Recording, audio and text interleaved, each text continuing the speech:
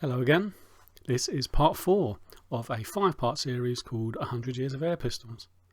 And in this video I'm going to be looking at some of my favourite pistols that were made between 1979 and 1989. So we're going to start off with the Webley Tempest, which first came out in 1979.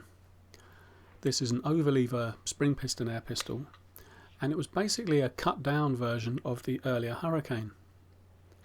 At the time it was advertised as a pistol you can fit in your pocket. This was the last spring pistol made by Webley, and obviously it follows the original Mark I design. And although it's not as high quality as the earlier pistols, it's still one of my favourites and one of the best air pistols to shoot. Also in 1979, Daisy brought out another fun little air pistol, the 188. It's a BB repeater following on from their earlier Targeteer and Bullseye. So it's spring powered and you fill it up with BBs, but this one's an underlever, so it's really easy to cock. So you pull the underlever, a little port pops out the back which you pop in and pull the trigger. It's reasonably accurate, you can hit tin cans at about 6 yards quite happily, and I can imagine as a kid you could spend hours plinking away with this, and yeah, it's quite easy to cock now as well with that underlever, so yeah, it's a good development on their earlier idea. Good fun pistol there from Daisy. Now a much more serious pistol from Daisy is the Daisy 777. This is a full match version of their 717 side lever single stroke pneumatic. It's fantastic. It's got a Walther barrel, fully adjustable trigger, match sights, and more ergonomic grip. Now there was a competition shooter in the USA called Doug Nygaard, and he customised his 717. He made the trigger adjustable and put some ergonomic grips on it, and he did really well in competition. And Daisy basically incorporated his designs into the 777. Now the only disadvantage is they put this oversized grip on that you're meant to cut down yourself, which a lot of people didn't, and it really held the pistol back, but I think it's fantastic.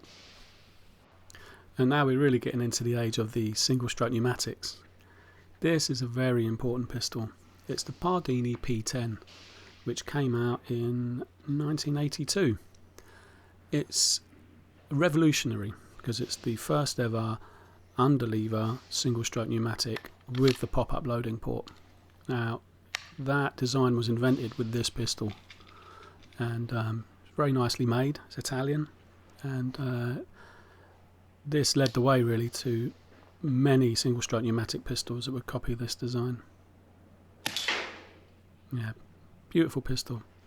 It's quite basic inside when you take it apart, but it works really well, and yeah, like I say, a very important pistol. Also in 1982, over at FB Record, Martin Barthelmez has just brought out a very fun little air pistol called the Record Jumbo. So this has got a little revolutionary design feature. It's an overlever concentric cylinder air pistol.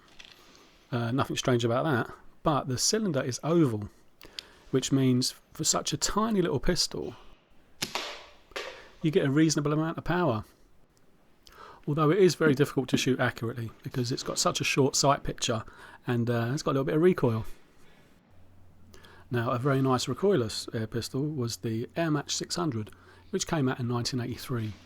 This is another Italian single stroke pneumatic, but this one is a side lever, and it's got a very interesting mechanism. So you pull the side lever and the barrel actually slides forward, so you can put the pellet in the back of the barrel, and then when you compress the air it all locks back into place.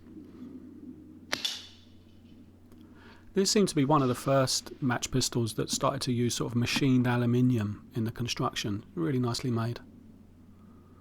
Okay, the beast. So in 1985 Webley brought out the HW45, which was a collaboration between them and Robert Beeman. It's an overlever spring piston air pistol based on the Webley Mark I design, and it's also meant to look a bit like a Colt 45. So it's very well made. It's got a nice trigger, good adjustable sights, but I think it's slightly flawed by trying to look like a 1911 Colt 45. It's overpowered, so it recoils quite a lot, and because it's trying to look like a Colt 45, it's very front heavy, and the grips are flat as a pancake, so it's not actually that easy to shoot accurately, although it is a very successful air pistol, and one of the few that is still actually in production today. A recoiling air pistol which is much easier to shoot accurately was the Gamo Target, which first came out in 1986. So this is the full target version of the earlier Gamo Center. So it's got the same fixed barrel underlever mechanism, but the target has got a fully adjustable match trigger and adjustable anatomical plastic grips. These make a huge difference, and although it does recoil, it's pretty accurate. And it was affordable. This made it a very good beginner's target pistol, and because it's recoiling, you really have to have good technique to be able to shoot it well. In 1988, Feinwerkbau brought out their masterpiece, which was the Feinwerkbau 100. It's a underlever single-stroke pneumatic air pistol, and it copies the earlier P10 design, but they really refined it. So this was a true 10 metre Olympic level air pistol. Recoilless, ergonomically perfect for one-handed shooting. And the trigger was very sophisticated, easy to adjust and extremely light. Yeah, that is obviously a very, very good air pistol. And finally we have the Phoenix Hyscore from 1989. This was a UK version of an American air pistol which was designed by Andrew Laszlo in the 1940s. It's an extremely interesting design. So it's a concentric cylindered pistol.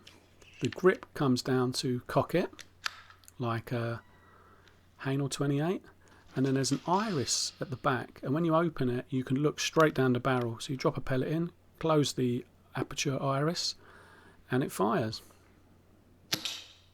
It's actually really accurate. Nicely made of blued steel, and nice trigger. Yeah, very interesting air pistol, although it was only made for 5 years. So that's it for part 4. There's going to be one more episode, so keep an eye out for that. Okay, thanks for watching. If you've enjoyed the video, please give it a like and subscribe if you want to see more. Bye.